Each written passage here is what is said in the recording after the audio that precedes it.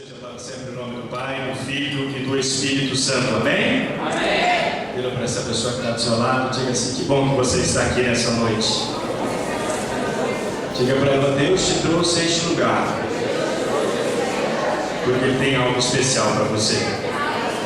Você crê? Amém? Estou notando a igreja um pouco agitada, um pouco conversando hoje bastante, né? Que bom. Vamos estar de pé. Quero que você pegue a sua Bíblia comigo.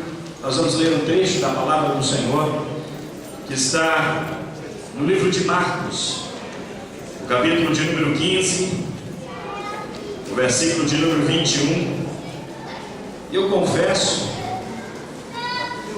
que nós colocamos um texto informativo e eu não vou conseguir seguir esse texto, mas vai ser bom para o GFA, amém? Por isso eu quero que você preste muita atenção na palavra que Deus tem ao seu coração nesta noite. Amém? Quantos acharam Marcos capítulo 15, versículo 21? Digam: eu vou morar no céu. Quem não achou, diga: eu também, pastor. Só não achei ainda, mas já vou achar. Diz assim a palavra do Senhor: e constrangeram o certo Sirineu, pai de Alexandre e de Rufo, que por ali passava vindo do campo e que levasse a cruz. E levaram-no ao centro do Gólgota, que se traduz por lugar de caveira, e deram-lhe a beber vinho com mirra, mas ele não o tomou. E havendo-o crucificado, repartiram-lhe as suas vestes, lançando sobre eles sortes, para saber o que cada um levaria. E era a hora terceira, e o crucificaram. E por cima dele estava escrito a sua acusação: o Rei dos Judeus. E crucificaram com ele 2 salteadores, um à sua direita e outro à esquerda. E cumpriu-se as escrituras que diz: e com os malfeitores foi contado. E os que passavam blasfemavam dele, meneando a cabeça e dizendo: ah, tu que derrubas o templo e em 3 dias o edifica, salva-te a ti mesmo e desce da cruz. E da mesma maneira também os principais dos sacerdotes, com os escribas, diziam uns para os outros, zombando: salvou os outros e não pode salvar-se a si mesmo. O Cristo, o Rei de Israel, desça agora da cruz, para que o vejamos e acreditemos. Também os que com eles foram crucificados o injuriavam. E chegada a hora sexta, isto é, aproximadamente 9 horas da manhã, ao meio-dia, houve trevas sobre toda a terra até a hora 9, às 3 horas da tarde. E a hora 9, Jesus exclamou com grande voz, dizendo: Eloi, Eloi, lama sabachthani. Isto é traduzido: Deus meu, por que me desamparaste? E alguns dos que ali estavam, ouvindo isso, diziam: eis que chama por Elias. E um deles correu a embebedar uma esponja em vinagre, e pondo-a numa cana, deu-lhe a beber, dizendo: deixai, vejamos se virá Elias tirá-lo. E Jesus, dando um grande brado, expirou, e o véu do templo se rasgou em 2, de alto a baixo. E o centurião que estava de frente dele, vendo que assim clamando expirara, disse: verdadeiramente este homem era o Filho de Deus. Meu Pai, meu Deus que está no céu, mais uma vez nós estamos na Sua presença neste lugar. Mais uma vez nós chegamos aqui, Senhor, para ouvir a Sua voz, para receber de Ti tudo aquilo que tens reservado para cada um que está aqui presente nessa noite. Entendo e sei, Senhor, que de uma maneira tão bondosa e tão sobrenatural, Tu tens formado cada ser, cada pessoa que está aqui, e que um propósito específico tem levantado sobre a terra. Por isso, nessa noite, Senhor, que possamos aprender um pouquinho mais da porção da palavra, dessa palavra que tens deixado para nós, que nos vivifica, que nos traz alegria, que nos traz paz, que nos traz conforto, e acima de tudo, Senhor, que nos traz uma direção para as nossas vidas. Ensina-nos, Senhor, a estar atento à Tua voz e à Tua palavra, através da Sua bondade e misericórdia e através do Seu Santo Espírito. É o que nós pedimos a Deus, em nome de Jesus. Amém. Se você der glória a Deus pentecostal, você pode se assentar.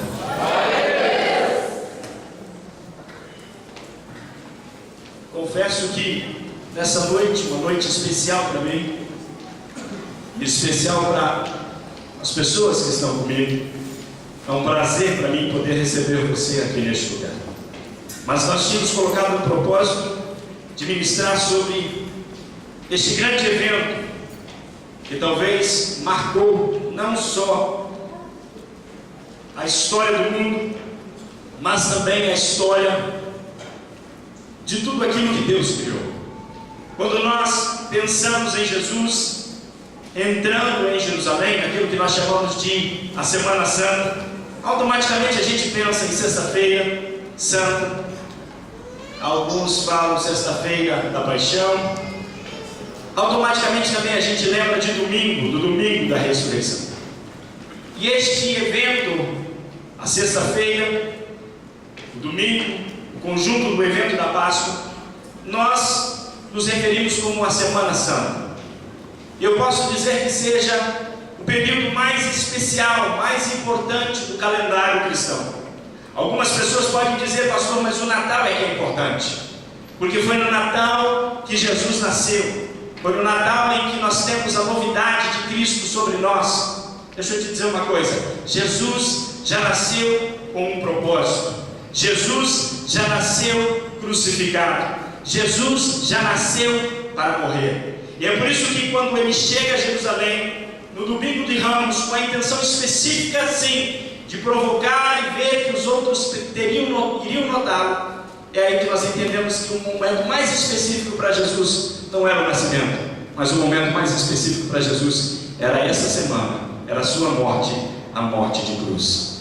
Ele veio a Jerusalém, e é interessante que ele manda que os seus discípulos busquem um pequeno animal, para que ele possa subir nele e entrar montado. É interessante que as pessoas estavam vindo, ele entra em Jerusalém junto com as pessoas que vêm do interior, que vêm da Galileia, que vêm de Samaria, que vêm da região, que sabem que ele é o Cristo, que fez milagres, que faz maravilhas, e é essas pessoas que pegam as palmas e que pegam as roupas, e estendem sobre a rua e dizem, Hosana, Hosana, aquele que vem em nome do Pai. Eu não sei você, mas se Jesus entrasse aqui nessa noite, eu não sei o que faria, mas eu provavelmente pularia e diria, olha, aí entra ele, aí está ele, aquele que pode mudar a minha história, aquele que pode mudar a minha vida, aquele que pode transformar tudo aquilo que eu penso, que eu faço e todo o meu existir. E era exatamente isso que as pessoas queriam. Ele faz milagres, ele faz maravilhas, ele é diferente, tem algo diferente nele. Vamos louvá-lo, vamos dizer para ele o quão importante ele é. Quando nós olhamos para essa cena, automaticamente vem uma outra cena, a cena de sexta-feira, onde as pessoas estão lá dizendo, crucifica-o, crucifica-o, crucifica-o. E aí a gente consegue compreender talvez uma coisa tão importante dentro do cristianismo e dentro do evangelho que você vive e que eu vivo. Porque muitas vezes aquelas pessoas que estão do seu lado te dizendo que bom, vai dar certo, está tudo bem, são talvez aquelas pessoas que ali na esquina, depois da primeira curva, podem virar para você e dizer assim, crucifica-o, crucifica-o, crucifica-o, crucifica-o. E entender isso dentro do contexto bíblico, dentro da palavra de Deus, é importante porque nós precisamos entender um pouquinho sobre esta sexta-feira. Então, um pouquinho sobre o que aconteceu nessa sexta-feira. E é por isso que nós vamos entender e buscar, junto do texto de Marcos, no capítulo 15, a partir do verso 21, para entender exatamente o que Jesus passou, e como Jesus passou, e por que Jesus passou tudo isso, e quais as circunstâncias que ocorreram a partir dali, que mudaram a história, e mudaram totalmente aquilo que nós entendemos por ser o Cristo morto na cruz do Calvário. A Bíblia diz que ele foi levado após um momento tão sublime, que é um momento que a semana é muito agitada, porque nessa semana ele tem um momento com seus discípulos, é nessa semana que ele tem circunstâncias tão diferentes, onde ele amaldiçoa uma figueira, onde ele lava os pés dos discípulos, onde ele expulsa do templo os vendilhões. É uma semana agitada para Jesus. E na sexta-feira ele prepara uma ceia para os seus discípulos, ele prepara um momento especial para os seus discípulos, e após aquele momento especial ele chama alguns deles e diz, vem comigo, nós vamos para um lugar específico, eu tenho algo a fazer. E a Bíblia diz que ele vai para aquele lugar, já à noite, tarde da noite, chamado Getsemane, e ele começa ali a orar, a buscar, a clamar, a chorar, a agonizar, porque ele sabia que algo muito grande estava para acontecer na sua vida. Eu não entendo muitas vezes como é que as pessoas param e dizem, mas isso não aconteceu, isso não existiu. A Bíblia é muito clara com relação a isso. Jesus suou gotas de sangue por mim e por você. E aí você diz, por que por mim e por você? Porque naquele momento ele sabia a agonia, naquele momento ele sabia a tristeza que teria que passar, naquele momento ele sabia tudo o que se passaria com ele, e ele estava lhe dizendo, Pai, se possível, passa de mim este cálice. Mas a frase mais importante não é essa. A frase mais importante é a segunda, quando ele diz, mas que não seja aceita a minha vontade, mas a sua. E eu queria fazer um parênteses aqui, sabe por quê? Porque talvez você esteja vivendo um Getsemane na sua vida. Talvez você esteja vivendo um momento da sua vida em que nada dá certo, ou que talvez você saiba que tenha que enfrentar momentos difíceis. E Jesus está dizendo para você assim, olha, se você entender o que eu fiz ali no Getsemane, você vai entender o que você vai fazer com a sua vida e como eu vou cuidar de você através disso. E como é que eu faço, pastor? É simples. É hora de você levantar a mão e dizer, Senhor, faça sobre mim, seja sobre mim a sua vontade, não a minha, não aquilo que eu quero fazer, não aquilo que eu quero viver, não aquilo que eu quero enfrentar, mas que seja feito tudo conforme a sua vontade. Eu quero que você seja profeta agora. Vira para essa pessoa que está do lado e diga assim, olha, Jesus está olhando para você nessa noite. Ele está esperando de você uma resposta clara sobre o que fazer e como fazer. Ele está virando para você dizendo assim, olha, de alguma forma eu preciso que você entenda que eu estou esperando de você a resposta. E eu só tenho uma resposta que eu quero de você. E aí você diz, pastor, mas não existe opção? Existe. Jesus poderia ter dito, anjos desçam, eu não quero morrer, eu vou viver, eu estou bem com isso. Mas ele não teria cumprido tudo aquilo que era programado por Deus para que ele cumprisse aqui na terra. Diga para a pessoa que está do seu lado, Deus tem propósito na sua vida. E enquanto ele não cumprir esses propósitos, você vai ter que obedecer a cada instante, a cada momento, porque Deus te chamou para este propósito. E você precisa descobrir qual é este propósito. A Bíblia nos diz então que Jesus é levado, eu não vou me estender nessa história por causa da horário, mas Jesus é levado, é tomado, os homens dos sacerdotes, guiados por Judas, o traidor, chegam até Jesus. Judas dá um beijo em Jesus. Jesus diz, quem vocês buscam? E ele diz, nós buscamos Jesus. E ele diz, sou eu. E quando ele diz, sou eu acho uma coisa tão impressionante. Sabe por quê? Porque quando ele se declara, quando ele se abre para aqueles, a Bíblia diz que eles tombam e caem de costa, e caem com o poder, só de estar na presença de Jesus. Algumas pessoas criticam quando pessoas caem no poder de Deus. Imagine se você vivesse realmente aquilo que Deus tem para a sua vida. Sabe por que eu estou dizendo isso? Porque quando você entender isso, nada vai te segurar. Você vai rolar, você vai pular, você vai cantar, você vai viver, porque a presença de Jesus é muito maior do que qualquer coisa que você já experimentou na sua vida. E a Bíblia diz que eles tomam Jesus, levam ele preso, ele vai perante Anás, vai perante Caifás, ele vai perante Pilatos, ele vai perante aquele que era o governador da época, ele vai perante Herodes. E a Bíblia diz que chega uma circunstância em que Jesus é condenado. E ao ser condenado, a Bíblia diz que ele toma já de manhã, bem cedinho, a sua cruz e parte em direção ao Calvário. Calvário, lugar de caveira, o lixão da época, o lugar onde estava tudo aquilo que não era legal, e era lá que eles crucificavam os seus bandidos, era lá que eles crucificavam as pessoas que tinham feito alguma coisa horrível e terrível. E a Bíblia diz que Jesus está lá cambaleando, levando a sua cruz, buscando, puxando a sua cruz, mas quem sabe já a noite inteira apanhando, a noite inteira cortado de sofrimento, ele já não tem mais forças. E a Bíblia diz que ele tomba e ele cai. E quando ele cai, um dos soldados veio, está passando um jovem chamado Simão Sirineu, e ele diz, Simão, vem cá, ajuda aqui, jovem, ajuda aqui. Jesus precisa da sua ajuda para levar. Jesus precisa da sua ajuda para conduzir a cruz até aquele lugar que ele precisa dar lá e morrer lá, dar a sua vida lá.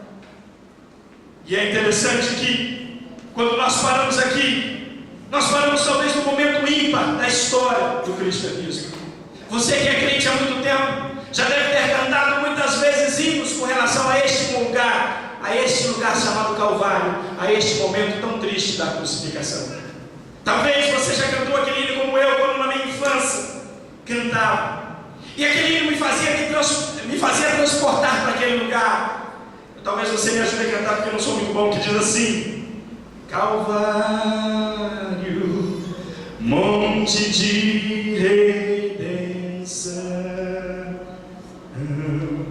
muitos foram ali perceber perdão. Calvário, monte de esperança. Escuta isso aqui. Quem passar por ali, lá no céu vai morar.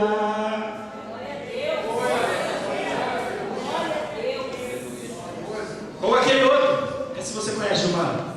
Deixou o esplendor de sua glória ao vir existir ali. Olha o que diz: estava só e ferido no Gólgota. Para quê? Para dar sua vida por mim. Presta atenção no coro, olha o que diz: se isto não for amor, o oceano secou, não há estrelas no céu, as andorinhas não voam mais, se isto não for amor, o céu não é real, tudo perde o valor, se isto não for amor. Será que ele merece uma salva de palmas por isso?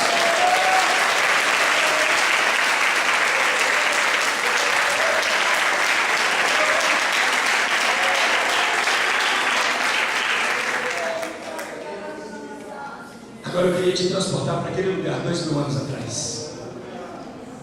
Eu queria que você imaginasse estar presenciando Jesus no Calvário, Jesus naquele lugar. E eu queria que você pensasse comigo exatamente como aquelas pessoas estavam pensando e raciocinando. É interessante notar que há soldados ali. E primeiramente eu queria considerar talvez a resposta daqueles soldados para o Cristo que eles estão crucificando, para aquele homem que eles estão colocando naquela cruz. Quando nós entendemos e vemos isso, nós podemos descrever com duas palavras simplesmente: cruel indiferença. Quando Jesus chega àquele lugar, eles colocam para Jesus uma mistura de vinho com mirra, evidentemente um sedativo. Eles queriam sedar Jesus, para que Jesus não sentisse dor, para que morresse sem dor. Mas Jesus rejeita aquilo, sabe por quê? Porque Jesus queria estar sóbrio em cada instante, em cada momento que Ele morreu por mim e que Ele morreu por você. Ele queria poder dizer naquele momento: eu me lembrava de você, eu sabia o seu nome, eu sabia quem você era, eu sabia o que você ia precisar, eu sabia quem você seria.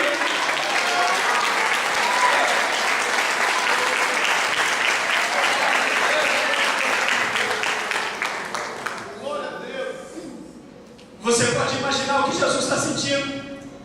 Você pode imaginar a dor do prego entrando nas suas palmas, nas suas mãos. Você pode imaginar a dor dos pregos entrando nos pés. Você pode imaginar, são 6 horas de cruz. Você pode imaginar a infecção gerada por aquilo. Você pode imaginar os tendões sendo rasgados. Você pode imaginar a sede angustiante, ardente que ele estava de beber alguma coisa.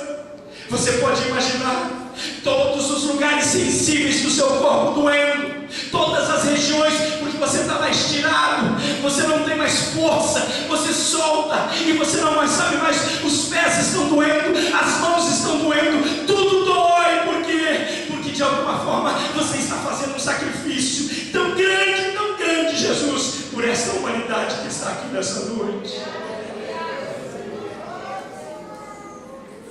É notável 3 palavras nesse texto.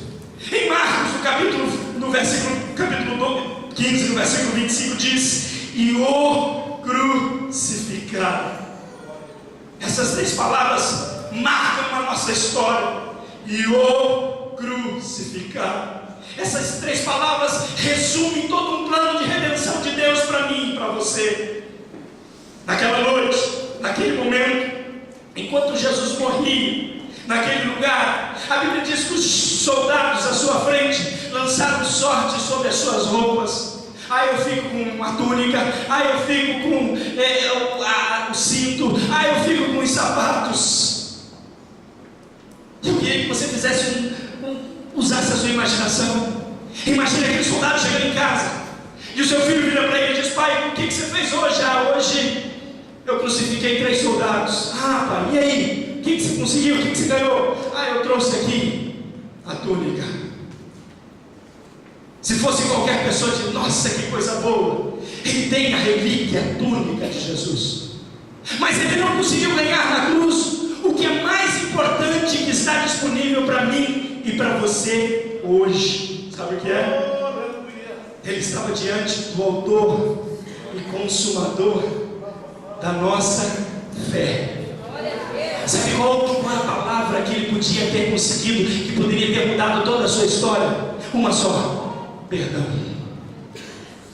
E eu venho aqui nessa noite como um profeta de Deus sobre você. Por quê? Porque talvez você entra na igreja querendo tanta coisa, tanto de Deus. Deus, eu preciso do milagre, eu preciso de dinheiro, eu preciso de saúde, eu preciso disso, eu preciso daquilo. E Deus está olhando para você e diz assim: pouca indiferença que você tem com aquilo que eu quero te dar. Porque o que importa não é o dinheiro, o que importa não é a saúde, o que importa e que eu tenho para te dar nessa noite se chama perdão dos seus pecados.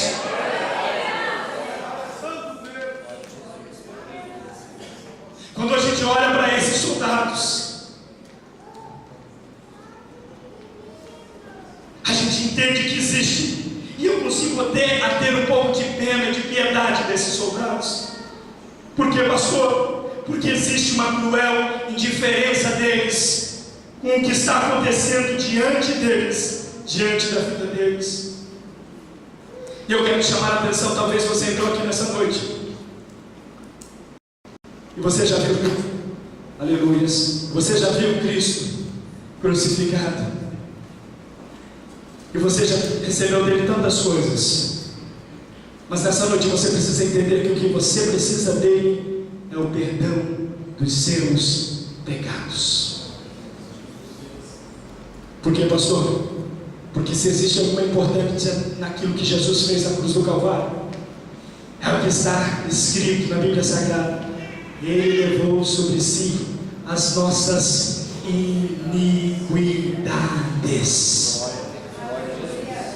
Eu queria que você pegasse na mão dessa pessoa que está falando. Escolhe uma só. Escolhe uma. Vira para ela e diz assim: olha, se existe algum presente maior que Deus deu para você, foi o perdão dos seus pecados. Não fique indiferente a isso. Nunca. Nós temos ali outro personagem importante. Nós temos ali Pilatos. Pilatos é talvez um personagem importante. Por quê? Porque ele é aquele que vem para os acusadores e diz: quem é este? E as pessoas dizem: olha, esse é Jesus. E aí, ele não quer julgar Jesus. Por 3 vezes ele diz: não, eu não vejo nele pecado, eu não vejo nele pecado, eu não vejo nele pecado. Mas mesmo assim eles querem que Jesus seja condenado. Por conta disso ele escreve uma frase e coloca sobre a cruz de Cristo. Ele diz: este é Jesus de Nazaré, Rei dos Judeus. Os judeus vão lá e dizem: Pilatos, não pode fazer isso. Por quê? Porque ele não é, diga aí, que ele se dizia Rei dos Judeus. Pilatos diz: o que eu escrevi, eu escrevi. E o que é que está acontecendo aqui, pastor? O que que está acontecendo é que Pilatos, de certa forma, está cumprindo uma declaração divina. E a declaração divina é: este é o rei dos judeus. E aí, você talvez não entenda, mas a Bíblia diz que ele escreveu em 3 línguas. Ele escreveu em grego, aramaico e latim. Jesus estava dizendo assim: olha, eu estou fazendo aqui uma statement em inglês, português é como? Statement. Uma afirmação, uma declaração. Obrigado. Quem foi que me ajudou aí? O Igor. Tem que ser o Igor, né? Jesus está dizendo uma afirmação assim. Deus está dizendo assim: olha, todo mundo vai saber de uma coisa. Seja em grego, a língua corrente mundial, como se fosse inglês hoje, seja no aramaico, a língua do momento, seja no latim, a língua do futuro, do governo romano, seja em qualquer que seja a língua, este é o rei dos judeus. Pastor, o que é que você está pregando aí? Estou pregando uma coisa bem simples. Bem simples, você já vai entender. Quando você se encontra com Jesus, querendo ou não, Jesus faz algo na sua vida. E eu digo querendo ou não, porque muitas vezes você nem quer ter Jesus perto de você, mas Jesus trabalha com você, através de você. E eu quero que você entenda isso. Quando Jesus faz isso, Jesus cria uma afirmação. Obrigado, Igor. Uma afirmação para o mundo todo. Se você se deixar usar por Ele, essa afirmação vai estar pregada sempre em cima de você. Aqui está um filho meu. Pastor, não estou entendendo. Deixa eu quero que você cutuque a pessoa que está dizendo aqui, Senhor. Você é, diga, você é sal da terra e luz do mundo. Pastor, o que é que você está dizendo? Eu estou dizendo que Deus te chamou para coisas grandes. Eu estou dizendo que a Páscoa significa que Deus te chamou para coisas maiores. Eu estou dizendo que não importa a circunstância que você esteja vivendo, Deus está dizendo para você: eu te chamei para brilhar, eu te chamei para salgar, eu te chamei para fazer a diferença, eu te chamei, não importa o que digam e como digam, esta é a escrita que eu tenho para você. Agora eu quero pegar esse dedinho de profeta que você tem aí. Volta para a pessoa que está do seu lado e diga assim: olha, é você nessa noite, é você que Deus está chamando para algo maior, para algo melhor, para algo grande. Como assim, pastor? Pilatos entrou para a história como aquele que matou Jesus, mas Pilatos entrou para a história como aquele que afirmou para todo mundo saber e que decretou com um decreto que estava em cima de Jesus: este é o rei dos judeus. É difícil de entender o que eu vou te explicar agora, mas tem vezes que Deus vai usar pessoas que você nem conhece, Pilatos da vida, para afirmar sobre a sua vida coisas grandes. Tem momentos que Deus vai usar pessoas que parecem que não, você não é de Deus, não, você não é de Deus, mas Ele vai afirmar sobre a sua vida o que Deus tem para você. Amém. E eu vou além. Tem pessoas que são usadas por Deus para nos colocar em posição em que Deus quer que nós estejamos. Jesus só foi crucificado porque Pilatos autorizou. Parece ser uma coisa ruim, mas eu quero que você veja pelo lado bom. Se Pilatos não tivesse autorizado, Jesus não teria morrido e você não seria salvo. Então, em muitos momentos, circunstâncias que parecem difíceis para você, em que parece que você não consegue entender, Deus está dizendo para você assim: sou eu que escrevo a sua história. Cutuca essa pessoa que está dizendo, diga: é Deus que escreve a sua história. A hora está indo embora, eu tenho que correr. E os ladrões, pastor? É interessante a história dos ladrões, né? A Bíblia diz que com Jesus eles crucificaram 2 ladrões. No versículo 27 diz isso. E no versículo 32 tem uma afirmação estranha, mas importante. Aqueles que foram crucificados com ele também o insultaram. Presta atenção aqui. As pessoas costumam pregar que um era bom, um ladrão era bom, outro ladrão era mau. Já ouviu essa expressão? Um ladrão era bom ou mau? Os 2 eram maus. Os 2 estavam morrendo porque tinham errado. Os 2 estavam morrendo porque tinham errado feio. Os 2 estavam morrendo porque alguma coisa tinha acontecido com eles. E eu quero que você entenda uma coisa: aqueles 2 ladrões acordaram de manhã ladrões, sabendo que iriam morrer, sabendo do destino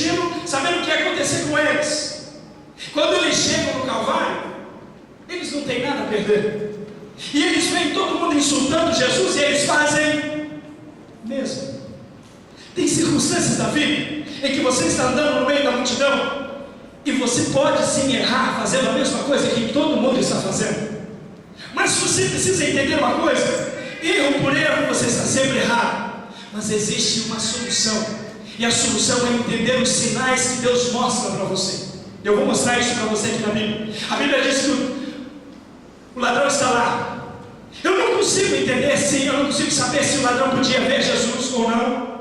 Mas uma coisa o ladrão podia ver e ouvir, era que as pessoas que estavam passando falavam alguma coisa diferente sobre aquele ladrão do meio, ou sobre aquele crucificado do meio. E elas diziam assim: olha, você não curou tantos, você não fez tantos milagres, tantas coisas grandes.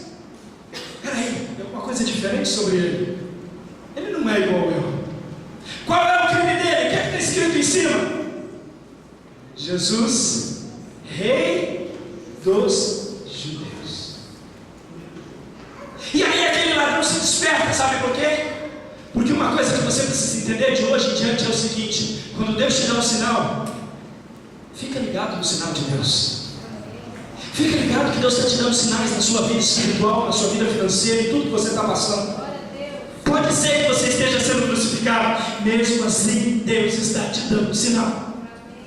E a Bíblia diz que aquele bandido que estava do lado de Jesus muda o discurso. E isso só tem um nome, se chama arrependimento. Mas é interessante que ele vira para Jesus e ele fala uma frase que talvez seja mais impactante para mim nessa noite. Se você é rei, é um rei, e se é verdade que você salvou outros, lembra-te de mim quando entrares no teu reino. Sabe o que me impacta aqui? É que ele não diz assim: me perdoa quando entrares no teu reino. Ele não diz assim: encontre comigo no teu reino. Ele simplesmente diz: lembre-se de mim quando entrares no teu reino. E sabe qual é a resposta de Jesus para ele? Hoje mesmo estarás comigo no paraíso. Uau! Você não conseguiu entender. O que mudou a história daquele rapaz? Não foi dizer me perdoa, me perdoa, me perdoa. Não. O que mudou a história daquele rapaz foi compreender que ele estava do lado de alguém que podia mudar a história dele. Foi compreender e entender que aquele que estava do lado dele podia fazer algo grande a ele. Como é que eu posso descrever os ladrões? Bem, eles zombavam de Jesus, mas um dele acreditou e o outro não. E agora eu vejo alguém pedindo ao Rei dos Reis, Senhor dos Senhores, sem saber quem ele era: me arruma um lugar contigo lá em cima quando chegar lá. E a resposta é rápida e direta, é precisa, é no ponto, é na hora. E o que é que eu estou querendo dizer com isso? Eu te trouxe a esse lugar aqui porque ele tem uma palavra para você. Eu quero que você abra bem o seu ouvido agora. A palavra para você é simples e é direta. Aprenda a entender que Deus fala com você constantemente através de outras pessoas, através da palavra, através do pregador, através de um amigo, através da sua mãe, através do seu pai. Deus está falando com você, e quando você perceber isso, fica atento a esse sinal e diz: Deus, ali eu quero, me ajuda, eu sei, eu posso. Lembra-se de mim, Senhor, quando entrares no teu reino. Aplauda Ele.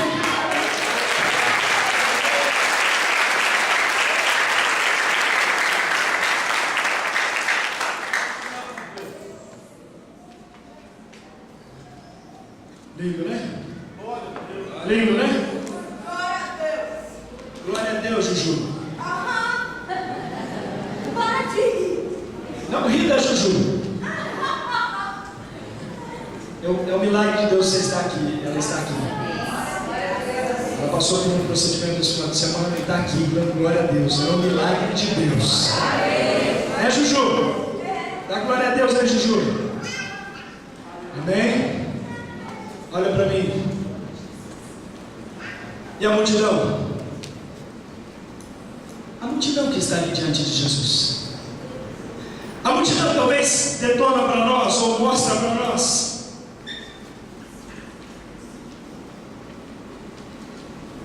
que muitas vezes, por mais que a gente tente, a gente não consegue entender o trabalhar de Deus. A frase que aquelas pessoas dizem é tão simples, mas tão direta.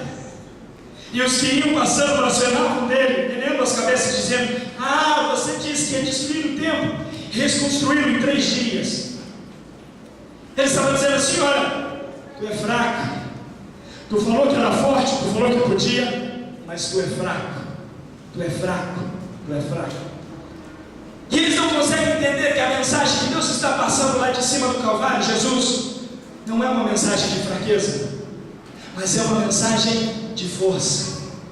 É uma mensagem dizendo assim: olha, eu sou forte o suficiente para ficar em cima dessa cruz, para que você possa, na sua fraqueza, levantar a sua mão e dizer: me ajuda, Jesus. E isso é tão forte que nessa noite o Espírito Santo de Deus me compele a te chamar a atenção para uma coisa. Quantas vezes você já achou que estava na pior? Quantas vezes você já achou que era o último dos últimos? Quantas vezes você achou que não dava mais certo? Mas de alguma maneira você levantou a mão e disse: Jesus, me ajuda. Deixa eu te dizer uma coisa: sabe quem é que está te ajudando? É aquele Jesus fraco da cruz, que está lá de braços abertos, estendido, dizendo: é agora, é aqui, é na fraqueza, na sua fraqueza, que eu me faço forte em você, porque eu vou vencer a cruz, e eu vou trazer sobre você a palavra, a bênção, a vida, e a vida com abundância. Entender isso é essencial para nós. Entender isso é essencial para a nossa vida. Foi o amor que Ele tem por mim e por você que manteve Ele lá na cruz do Calvário. Foi o amor que Ele tem pela nossa vida que manteve Ele lá. Agora eu quero que você visualize comigo a cena. Jesus, aqui está Jesus para morrer. Os discípulos, os amigos mais próximos, fugiram. Embora João apareça mais tarde, mas todos os discípulos fugiram. As únicas pessoas que surgem aqui, que são próximas de Jesus, são as mulheres. E elas ficam de longe observando. Mas mesmo assim, elas tiveram mais coragem do que os homens. Deus abençoe as mulheres. Muitas vezes, até hoje, elas têm mais coragem que os homens, sim. Merece uma salva de palmas às mulheres.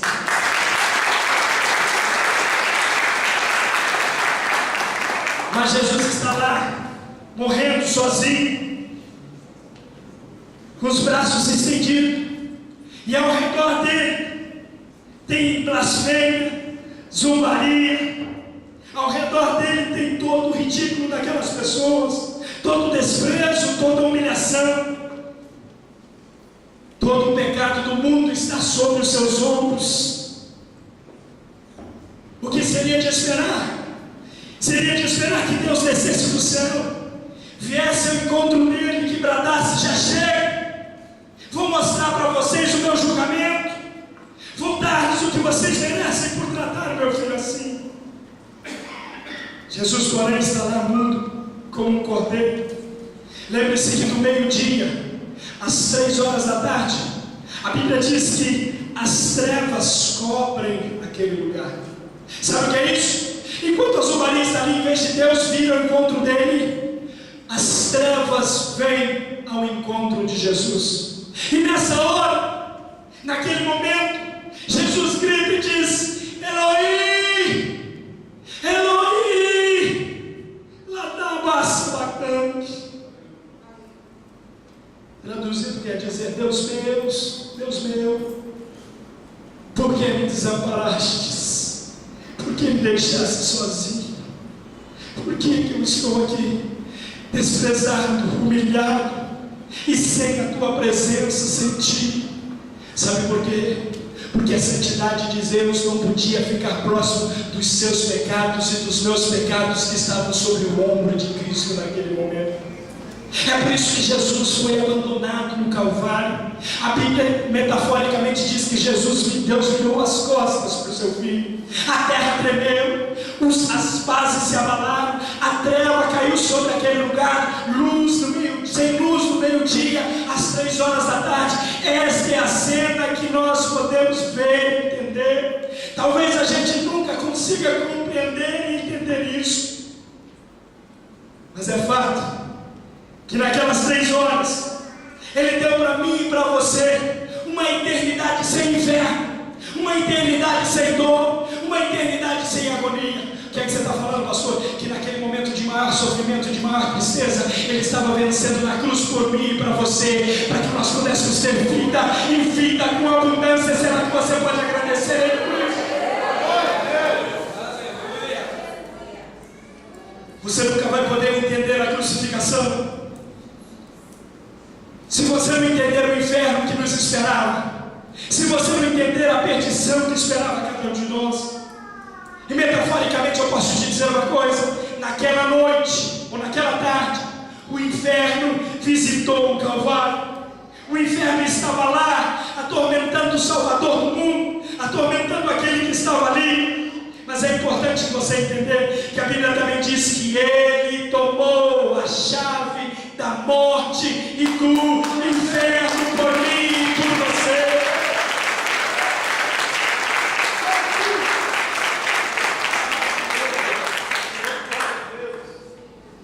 Jesus começa a crucificação dizendo: Pai, perdoa-os porque não sabem o que fazem.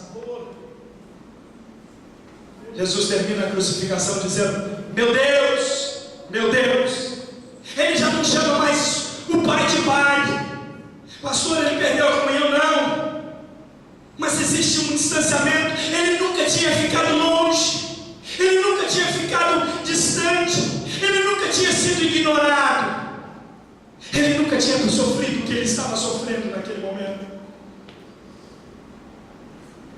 É na cruz que Deus converte todos os seus planos para a minha vida e para a sua vida. É lá que o homem faz a sua parte, crucifica o homem sem pecado. É lá que o diabo faz a parte dele, tenta beliscar o calcanhar de Jesus ou da serpente, da semente da mulher, mas não consegue. A Bíblia diz isso. É lá que Deus faz a parte dele. É lá que Ele mostra a verdadeira verdade, a verdadeira justiça. E a Bíblia diz que a justiça de Deus é a santidade, e ela é completa para aqueles que creem nele. O que você está pregando, pastor? Estou dizendo o seguinte: que quando você entende que Deus só deixou isso acontecer para que você pudesse ter acesso a esse Deus, e aí você diz para mim: sim, pastor, mas como que isso acontece? A Bíblia diz em Marcos, no capítulo 15, no versículo 38, que o véu do santuário se rasgou de cima a baixo, que o véu do santuário se partiu, e a partir daquele momento Hebreus diz que nós passamos a ter livre acesso ao Pai. Pastor, explica isso para mim melhor, que eu não entendo essa linguagem de crentez. É simples. Antigamente, só o sacerdote podia entrar no Santo dos Santos, só o sacerdote podia adorar a Deus na beleza da santidade dele, só o sacerdote podia fazer aquilo que muitos queriam fazer. Mas a partir daquele momento, quando se rasga o véu de cima a baixo, Deus está abrindo uma porta para mim e para você entrarmos no Santo dos Santos e vivermos tudo aquilo que Deus tem para as nossas vidas. Será que você pode crer nisso? Será que você pode crer nisso? Eu já vou encerrar. O que é que nós podemos afirmar sobre essa passagem? O que é que nós podemos dizer? Primeiro, nessa noite eu queria te conclamar a rever como é que você vê a Páscoa, principalmente como é que você vê a crucificação de Cristo na cruz do Calvário. Por quê, pastor? Porque tudo que Ele fez por você. Se tem uma razão de você estar dentro de uma igreja evangélica, é para entender que Jesus morreu por você. É para entender que Ele te amou de uma maneira tão grande, tão maravilhosa, que te colocou aqui dentro, te colocou nesse lugar.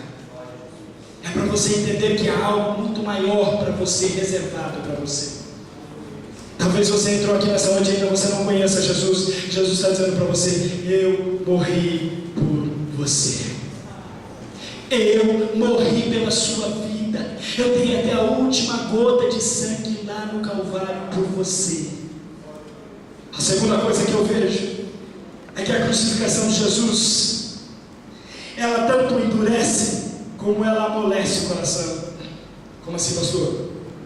O dia que você compreende isso, o que é que você está falando, pastor?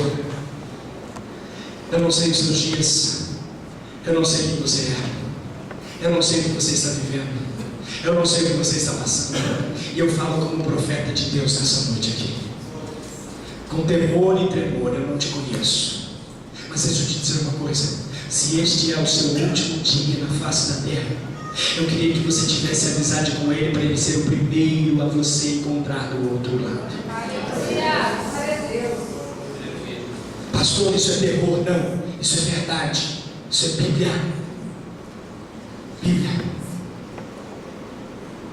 Eu me tomo investido de uma autoridade de Deus para te dizer que se você não buscar a Deus, dificilmente você vai viver as promessas dele. E mais do que isso, se você morrer sem ter Deus no seu coração, o seu único caminho é o inferno.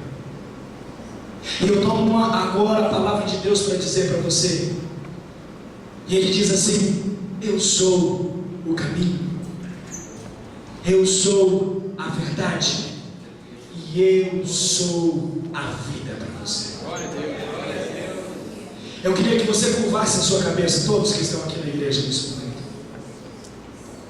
E se existe aqui alguém aqui na igreja que não aceitou Jesus como seu único e suficiente Salvador, quem sabe você ainda não entregou para Ele a sua vida, os seus caminhos, não entregou a direção do seu barco, não entregou, ainda não disse para Ele morar no seu coração, para Ele mudar a sua história, para Ele mudar a sua vida. Esta é a noite que você pode fazer isso. Eu preguei essa mensagem especificamente para você, porque Deus te trouxe aqui para ouvir esta mensagem. E Ele está dizendo assim para você: não é amanhã, é hoje. Eu quero você do jeito que você está. Não tenta se arrumar, se preparar, melhorar, porque por você sozinho ou sozinha você não pode nada. Mas eu com você e através de você eu posso tudo para você. Eu quero que você curva a sua cabeça. E se existe alguém aqui nessa noite que quer entregar a sua vida para Jesus, que quer aceitá-lo como único e suficiente Salvador da sua alma, onde quer que você esteja agora, levanta a sua mão bem alto para que eu possa orar por você. Se Deus falou com você na ministração dessa palavra, se você precisa aceitar a Ele como único e suficiente Salvador da sua vida, aonde você está, levanta bem alto que eu possa ver. Ninguém está olhando para você, ninguém está procurando você, só Deus está procurando você. Deus está dizendo assim: eu estou atrás de você, eu quero você, eu amo você, eu morri por você. Tem alguém? Levanta bem alto para que eu possa ver. O Espírito Santo de Deus me incomoda para que insista mais um pouco. Tem alguém que quer entregar a sua vida para Jesus nessa noite? Aonde quer que você esteja, quero que a igreja interceda comigo, igreja. Há uma batalha muito grande nesse momento. Há uma batalha muito grande pela sua vida, pela sua história, por quem você é e por quem você vai ser em Cristo Jesus. Há algo muito grande acontecendo aqui. Há alguém? Levanta bem alto para que eu possa ver. Aleluias, aleluias, aleluias, aleluias. Eu oro a Deus para que você tenha uma próxima oportunidade. Eu oro a Deus para que Ele te dê essa oportunidade. Eu oro a Deus para que Ele abra as portas para você, mas eu quero que você olhe para mim agora por um instante.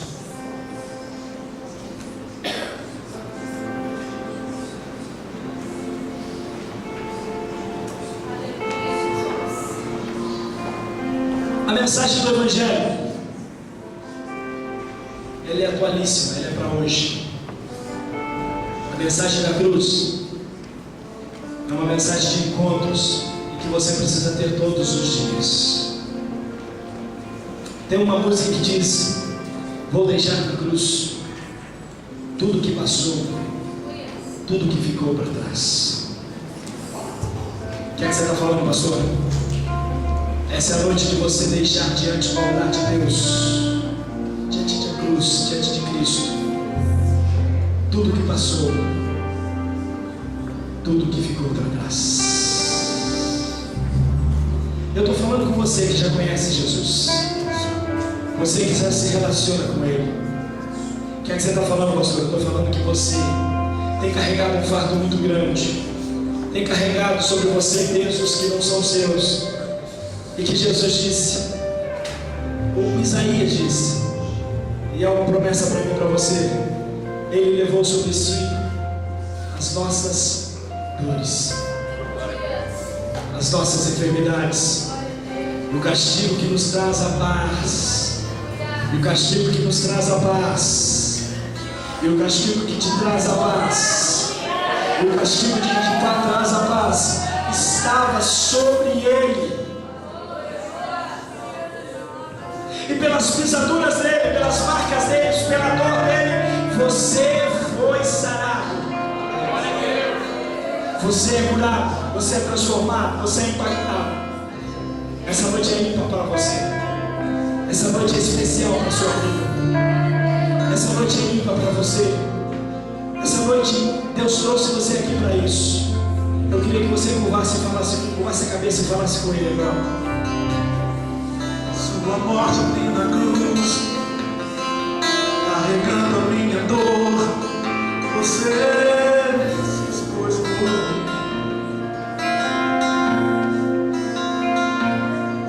Se entregou em meu lugar e me deu uma nova chance.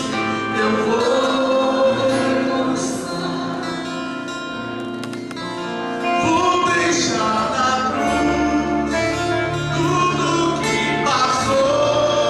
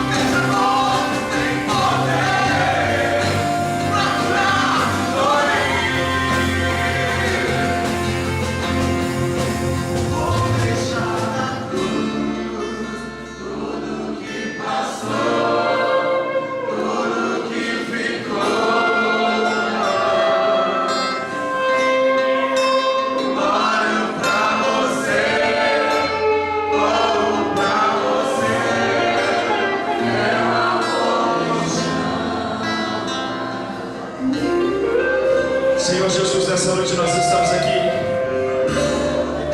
te agradecendo mais uma vez, porque de uma maneira tão maravilhosa tu descestes lá do céu, amando a cada um de nós primeiro, entregando a sua vida por nossa vida, para que nós pudéssemos hoje entregar aos pés da cruz todo o nosso fardo, todo o nosso cansaço, toda a nossa dor, tudo aquilo, Senhor, que não pertence, Senhor, a nós, muitas vezes, Senhor, porque Tu já carregastes e gastes o preço por nós.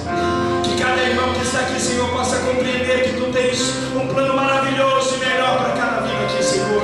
Que o Teu Santo Espírito possa encher cada vez mais essas vidas, este lugar, e que possamos ser cheios da Sua graça e da Sua bênção. É o que nós clamamos, é o que nós cremos, ó Pai, pela Sua misericórdia e pela Sua bondade, ó Pai.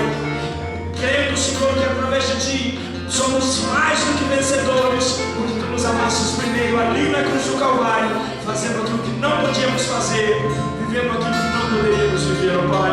Eu creio, Senhor, que Tu estás nessa noite nesse lugar. Eu creio, Senhor, que Tu estás tocando e matando vida, Senhor. Eu creio, Senhor, que Tu transformou, Senhor, corações aqui nessa noite, e que coisas grandes e maravilhosas nós vamos poder ouvir e sentir, em nome de Jesus. Em nome de Jesus, pela oração da sua vida, tentado isolar, diga assim: a vitória é sua, pelo sangue de Jesus.